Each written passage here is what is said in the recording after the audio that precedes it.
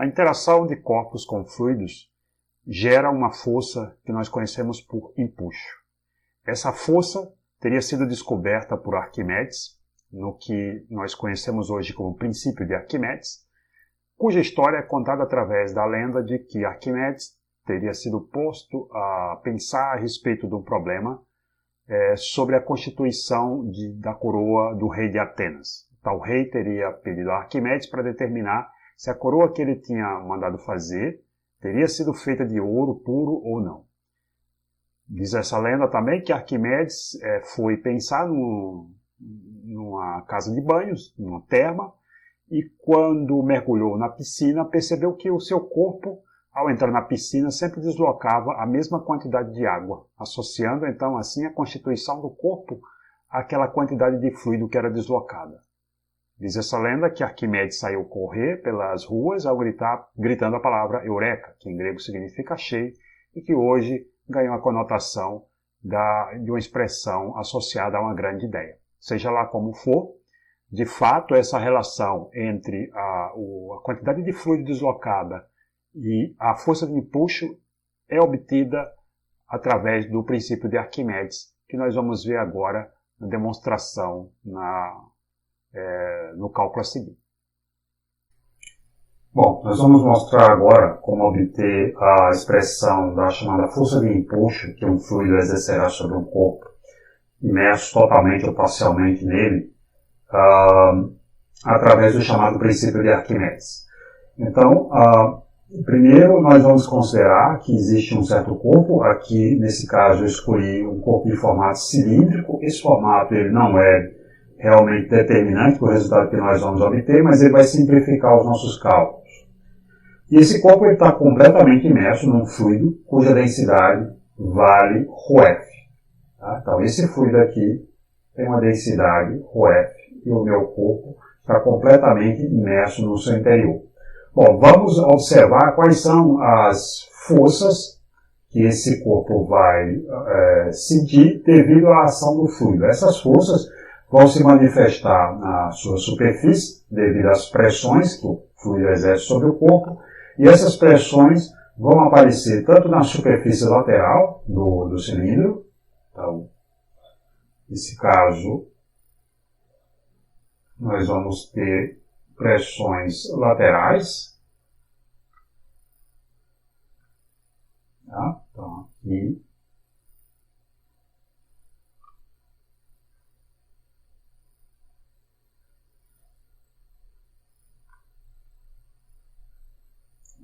Vou ter uma pressão agindo na superfície lateral. Vou chamar essa pressão de P. E, por outro lado, também aqui nas tampas do cilindro, eu vou ter uma pressão que eu vou chamar de P1 para esse ponto e P2 na tampa inferior. Tudo bem? Então, eu tenho essas duas tampas aqui que eu vou destacar sob a ação dessas pressões P1 e P2. Bom, nós vimos na discussão prévia da aula anterior sobre a chamada equação de Esteban. Né? Então, a equação de Esteban, só relembrando aqui, ela nos assegura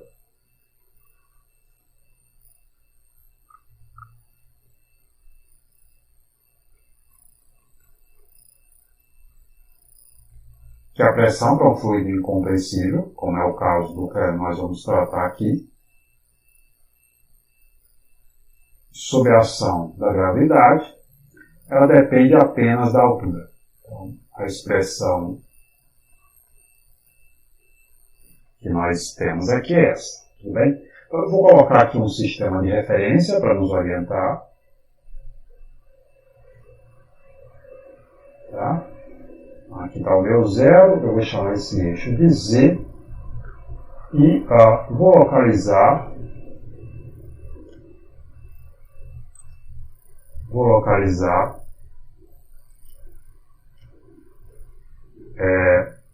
dois pontos aqui, usando esse eixo de referência.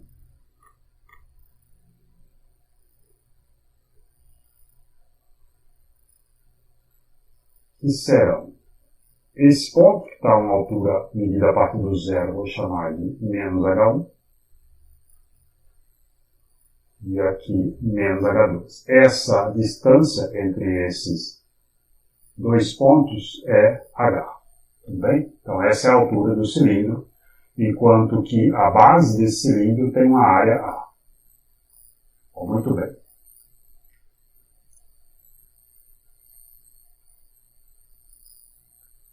Então agora nós vamos observar o seguinte. De acordo com essa relação aqui, a equação de Estevam, a pressão só depende da altura. Então, se eu tomar na superfície lateral duas pressões que acontecem criando forças concorrentes à mesma altura, como a força relacionada a essa pressão e a força relacionada a essa pressão vão ter a mesma intensidade, mas agindo em sentidos opostos, essas forças vão se cancelar mutuamente. Então, ao longo da superfície lateral do cilindro, todas as forças se cancelam mutuamente. De maneira que a força resultante que o fluido exercerá sobre esse cilindro se dará devido às pressões das tampas, P1 e P2. Essas não se cancelam mutuamente, porque a pressão no ponto P1 vai ser menor do que a pressão no ponto P2. Bom, então, dessa maneira, nós vamos ter que a força total exercida pelo fluido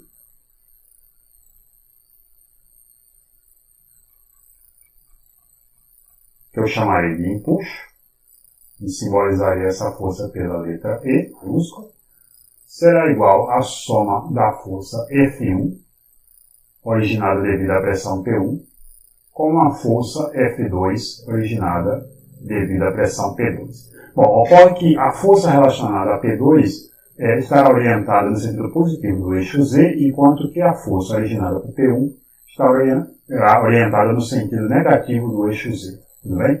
E quem são P1 e P2? Bom, usando essa expressão aqui da lei da equação de Estevam, nós vamos ver facilmente que P1 será igual a P0, a pressão atmosférica, que vai ser a pressão no ponto zero aqui, mais, porque eu estou olhando abaixo da minha superfície do fluido, mais o rho do fluido, vezes G, vezes H1.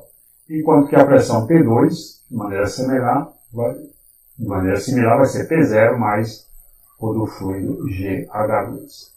Bom, muito bem. Então, essa força F1, ela, por sua vez, será igual à pressão P1 vezes a área da base, onde essa pressão está atuando, no sentido negativo do eixo Z. Então, menos K. Enquanto que a força P2 vai ser a pressão P2 vezes a área, essa orientada no sentido positivo do eixo Z, portanto, mais K. Então, dessa maneira aqui, eu vou ter P2 menos P1 vezes a área da base, orientado no sentido positivo do eixo Z. Bom, se eu subtrair essa expressão dessa, evidentemente o P0 se cancela, e aí eu vou ter, portanto, uma expressão que vai ser ρf vezes G, H2 menos H1, vezes a área da base, orientada no sentido positivo do eixo Z. Bom, H2 menos H1, como nós mostramos antes, essa diferença aqui, corresponde justamente à altura H, a altura do cilindro. Tá? Então, essa relação aqui trata-se simplesmente de ρ de F vezes G vezes H vezes a área orientada no sentido positivo do eixo Z. Bom, e por outro lado, H vezes A é o volume do cilindro imerso no interior do fluido. Então, eu vou chamar isso aqui de VI. Nesse caso, o volume é o próprio volume do cilindro. Então, aqui eu tenho ρf vezes G vezes o volume imerso no corpo, no interior do fluido, orientado no sentido positivo do eixo Z. Bom, essa expressão ela pode ser também identificada com o peso do fluido que é deslocado pela presença do cilindro. Se nós olharmos para essa relação aqui, nós vamos ver o seguinte. Bom, ao colocar o cilindro no interior do fluido, ele desloca uma certa quantidade de massa desse fluido. E que quantidade é essa? Então, note que a quantidade de massa do fluido que é deslocada pela inserção do cilindro vai ser o seguinte. Bom, então a massa do fluido deslocada vai ser igual à densidade do fluido vezes o volume que foi deslocado. Nesse caso, é exatamente o volume do corpo que eu coloco lá, ou o volume imerso, né, desse corpo. Evidentemente que se eu inserisse o cilindro não completamente no interior do fluido, a quantidade de fluido que seria deslocado seria apenas o volume imerso daquele corpo no interior do fluido, ou seja, seria uma fração do volume total do corpo. Tá? Então, esse VI aqui é simplesmente para contabilizar essa fração, a quantidade, a parcela do volume do corpo que está dentro do fluido. Bom, então, se nós olharmos novamente para a expressão do empuxo, nós vemos que essa multiplicação aqui, desses dois termos, resulta justamente nessa massa de fluido que é deslocado. Então, eu posso, daí, escrever esse empuxo, portanto, como sendo essa massa do fluido, que é deslocada, vezes G, na direção K. Bom, o produto da massa vezes a aceleração da gravidade é o módulo do peso. Né? Então, isso daqui seria o peso do fluido, intensidade, né, o módulo dele, que é deslocado devido à presença do cilindro, mas eu sei que o peso, por outro lado, é uma força que atua no sentido negativo do eixo Z. Tá? Então, esse resultado aqui me diz que o empuxo é uma força que aparece no corpo devido à presença do fluido, e essa força vai ter a mesma intensidade do peso do fluido que é deslocado pela presença do corpo, mas vai ter orientação oposta àquela do vetor peso desse fluido deslocado. Tá? Então, esses vetores vão estar em contradição um com o outro. Vão ter a mesma intensidade, mas vão ter sentidos opostos. Tudo bem? Então, dessa maneira, nós temos que o princípio de Arquimedes assegura que toda vez que eu insiro um corpo no interior de um fluido, aparece uma força devido a esse fluido sobre o corpo. Essa força chama-se empuxo e ela é igual a módulo da densidade do fluido vezes o volume do corpo que está imerso no interior do fluido, vezes a aceleração da gravidade, e ela sempre se orientará no sentido positivo do eixo Z, contrário, portanto, à orientação do peso do fluido que foi deslocado. Então, no nosso caso aqui, o empuxo atuaria ao longo dessa direção positiva do eixo Z. Tá? Então, esse aqui seria o empuxo. Bom, então, muito bem. É isso que nós temos para falar a respeito do princípio de Arquimedes. Bom, como nós vimos, a obtenção da força de empuxo nos leva a uma relação direta entre essa força e o volume imerso do corpo no interior do fluido. Essa relação, mostrada na expressão aqui, diz que a força de empuxo é uma força que tem o mesmo módulo, mas sentido oposto ao do peso do fluido que é deslocado pela presença do corpo em seu interior. Agora nós vamos observar e discutir as consequências que essa descoberta tem da dinâmica de um corpo que é colocado no interior do fluido e que, portanto, passa a estar sob a ação tanto da força de empuxo quanto da sua força-peso. E avaliar situações em que as densidades do corpo e do fluido assumem valores distintos. Então, a primeira situação em que nós vamos discutir é aquela de um corpo que é menos denso que o fluido. Então, se nós colocarmos o corpo inteiramente no interior desse fluido, nós teremos duas forças agindo sobre ele. Então, o diagrama de corpo livre, mostrado aqui, contém a força de empuxo, que aponta para cima, e a força peso, apontando para baixo. Portanto, a força resultante sobre o corpo, nesse momento, é dada pela soma vetorial dessas duas forças. Muito bem. Como o fluido é mais denso do que o corpo, e essa soma vetorial depende da diferença entre a densidade do fluido e a densidade do corpo, a resultante da soma dessas duas forças é uma força que aponta de baixo para cima, indicando então que se nós colocarmos o fluido inteiramente imerso, se nós colocarmos o corpo inteiramente imerso no fluido, esse corpo vai ser acelerado para cima. Então esse corpo passa a se mover para cima com uma certa velocidade e, eventualmente, ele vai começar a deixar o fluido. Nesse momento, o volume imerso no interior do fluido passa a ser menor do que o volume total do corpo. Como a força de empuxo depende desse volume imerso, diminuindo o volume imerso, diminui-se também a força de empuxo. Eventualmente, o corpo vai ter deixado o fluido de uma quantidade tal que a força de empuxo, que antes era maior, agora é, em módulo, exatamente igual à força-peso. Portanto, como essas duas forças são concorrentes, a força resultante passa a ser nula.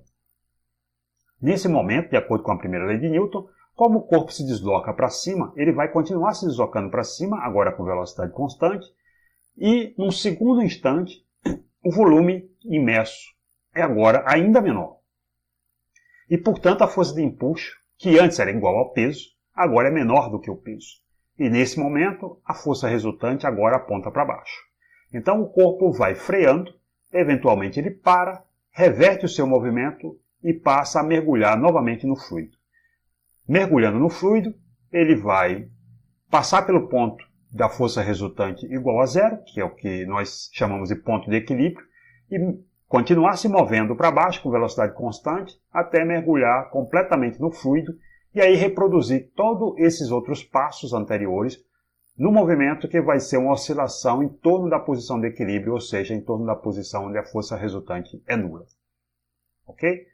Bom, quando o corpo está completamente mergulhado no interior do fluido, tanto a força de empuxo quanto a força-peso agem no mesmo ponto, que é o centro de gravidade desse corpo, mostrado aqui na figura. No entanto, quando apenas parte do corpo está imerso no interior do fluido, enquanto o peso continua agindo no mesmo centro de gravidade, a força de empuxo agora é deslocada para o que seria o centro de gravidade do fluido deslocado pelo corpo.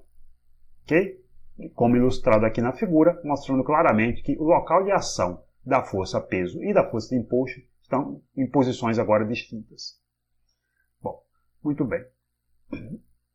Uma situação como essa é aquela que a gente observa, por exemplo, em icebergs. Um iceberg é essa estrutura de gelo que se enxerga parte dela no exterior, mas grande parte dela, de fato, está mergulhada no mar. Então, nós vamos calcular agora qual seria essa proporção do volume do iceberg, que de fato é visível para quem está navegando, e qual é a parte que está mergulhada, imersa no fluido, que seria a água salgada. Bom, para fazer esse cálculo, nós vamos, evidentemente, analisar a situação em que as duas forças, empuxo e peso, estão em equilíbrio, uma vez que, se não fosse assim, o iceberg estaria subindo ou ele estaria descendo, né? E vamos assumir que o iceberg é uma estrutura completamente feita de gelo, embora na realidade ele seja composto por minerais também, então a densidade não é exatamente aquela densidade que a gente lida usualmente para descrever o gelo, que seria de 918 kg por metro cúbico, mas também não é tão distinta desse valor assim. E o mar é um composto de água salgada, cuja densidade é por volta de 1.030 kg por metro cúbico. Como nós vamos mostrar na dedução a seguir, a razão entre o volume imerso e o volume total do iceberg é dada pela razão entre essas duas densidades. Ok? Então, nós vamos fazer essa demonstração agora. Bom, então vamos ilustrar aqui a nossa situação. Nós temos... seria a água do mar, e o iceberg, parcialmente mergulhado.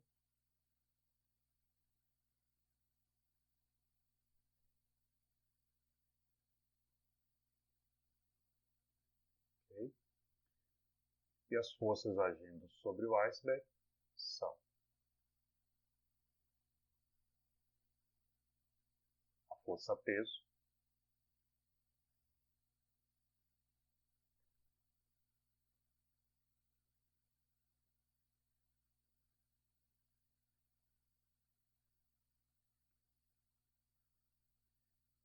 e a força de empuxo.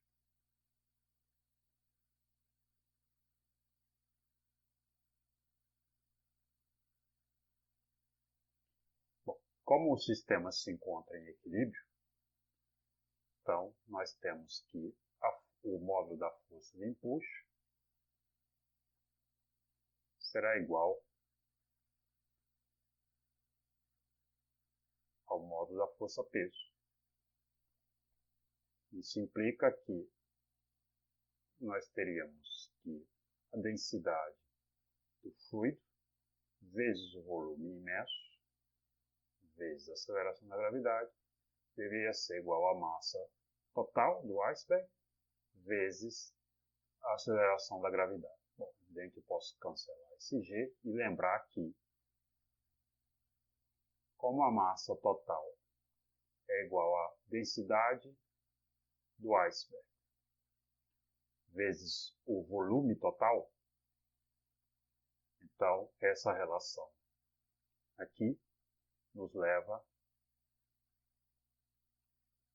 a ρ de F vezes o volume imerso igual à densidade do iceberg vezes o volume total. De maneira, então, que a fração do volume imerso em relação ao volume total é igual à razão entre a densidade do iceberg e a densidade do fluido. Bom, então, mostrando essa relação, nós podemos usar os valores para as duas densidades, do gelo e da água salgada, que é o fluido aqui, e nós vemos então que a fração do volume imerso do iceberg corresponde a 89% do seu volume total. Ou seja, o que é perceptível para quem está navegando é apenas 11% do iceberg.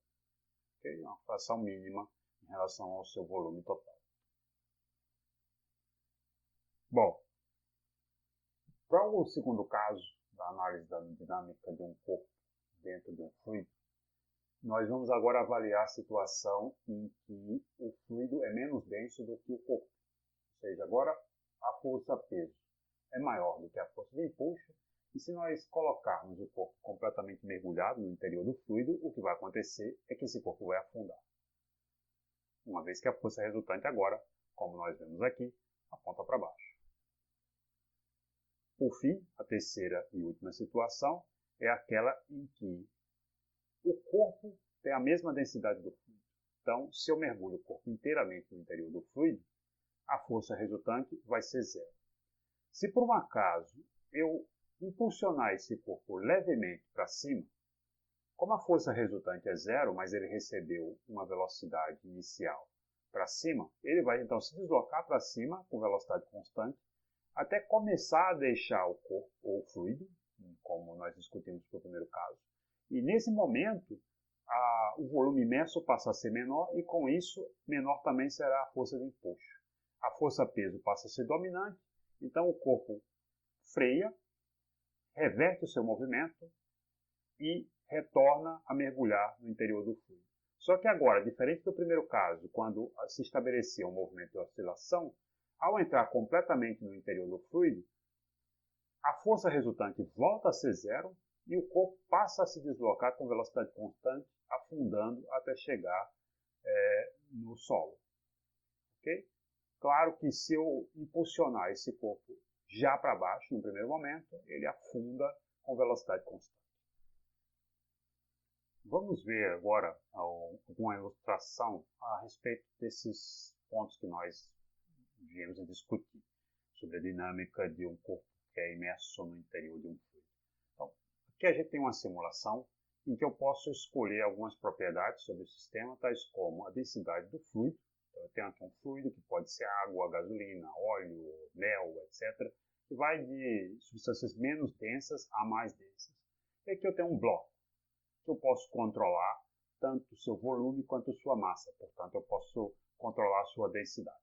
Bom, eu escolhi aqui inicialmente esse bloco com um peso, com a massa de 5,30 kg e esse volume de 9,64 litros. Ok? Então, eu vou colocar esse bloco no interior do fluido e a densidade desse bloco vai ser de 0,55 kg por litro. A densidade do fluido, da água, é de 1 kg por litro, o que significa que o fluido é mais denso do que a água. E aí o que eu vou observar é que esse fluido, esse corpo vai encontrar um equilíbrio com apenas parte dele imerso no interior do fluido, como nós vimos no primeiro caso. Bom, se por um acaso eu diminuir o volume desse corpo, o que significa aumentar a sua densidade, eventualmente essa densidade total do corpo vai ultrapassar o 1 kg por litro e se tornar mais densa do que o fluido. E aí eu vou observar o corpo completamente mergulhado no interior do fluido, afundando eventualmente. Então, observem que é o que vai acontecendo à medida que eu diminuo o volume, a densidade aumenta, agora em 0,87, o corpo vai afundando cada vez mais, até que, ao ultrapassar 1 kg por litro, ele afunda completamente. Retomando a situação anterior, eu também posso aumentar a densidade do corpo, aumentando a massa do mesmo.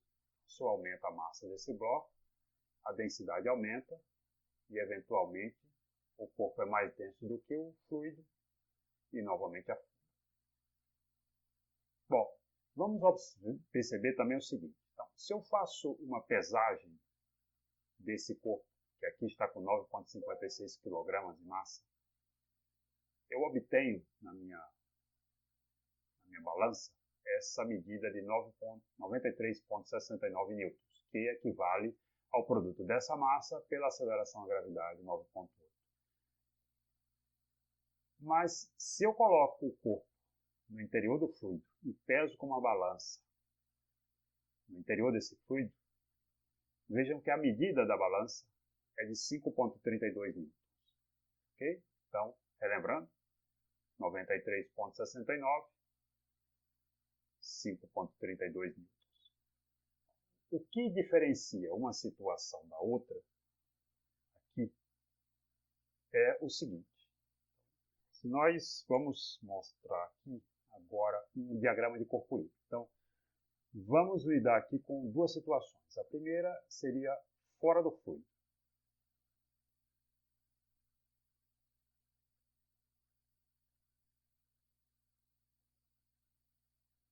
Então, eu tenho a balança,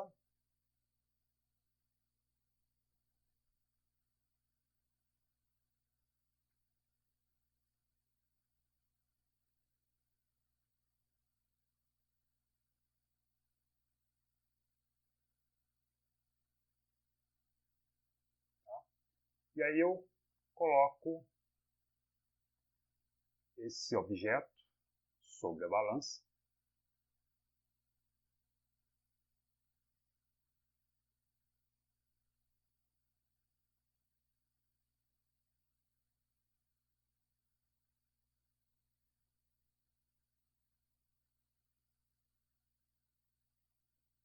E se eu desenho um diagrama de corpo livre, eu teria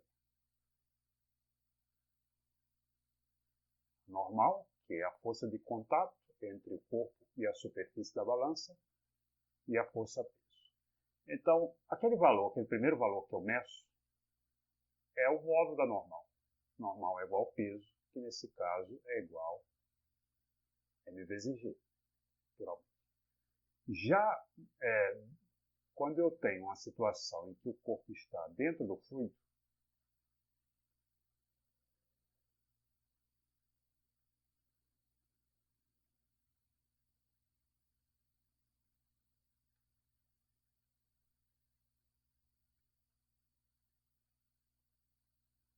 agora no interior do fluido, eu vou ter, além da força peso e da força normal, uma outra força que vai agir sobre o corpo, que é a força de empuxo. Então, nessa situação, eu teria que o empuxo mais a normal seria igual à força peso. Portanto, a minha medida, que é a força normal, que é o módulo da normal, seria o módulo da força peso menos a força de empuxo. Portanto, minha medida é menor do que aquela quando essa medida é feita no ar, fora do fluido. Né? Então, vejam que a presença do fluido modifica o valor da normal, o que implica num peso efetivo, uma massa efetiva diferente para o corpo imerso no fluido.